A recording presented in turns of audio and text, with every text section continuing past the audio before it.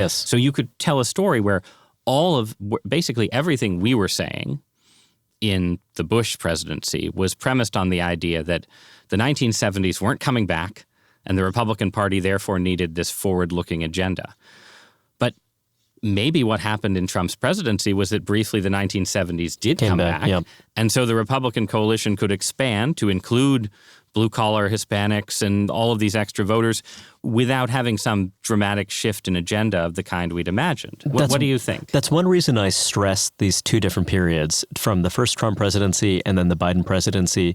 So big picture, I think that when you say negative, I do think the first Trump presidency, the real thing that happened was this galvanizing, this coalescing, this transformation of the left that happened.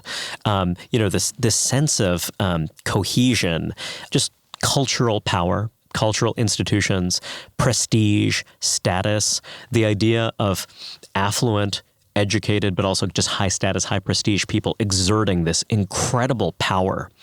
And the sense that many people had that Trump is the one thing standing against that. So I think that that was one foundation of it. Then you see a Biden presidency where I think there was this view that we are in the midst of a kind of democratic emergency.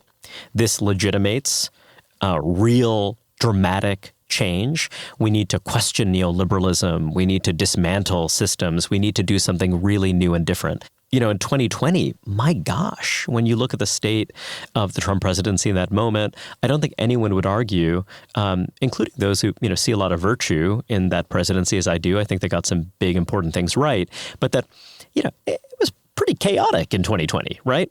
And then despite that, the massive gains that he made in that election against this whole of society effort. Incredible. He didn't make massive gains relative to 2016. He made massive gains with a certain set of voters. Again, minority voters, for instance, while losing voters in the suburbs, right? And losing pieces of the white working class vote. Right, so he essentially did a trade-off. It's a good point. It's a good point. There was a trade. Less efficient coalition, but a coalition that, in a sense, as you're saying, kind of reflected the outlines of what you and I had envisioned in the past.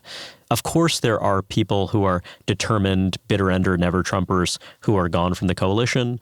But then the number of people that you and I both know, call them center-right normies, who are alarmed in some respects by the Trump phenomenon, but then who found their way back into the coalition as a reaction to that kind of integrated progressive apparatus.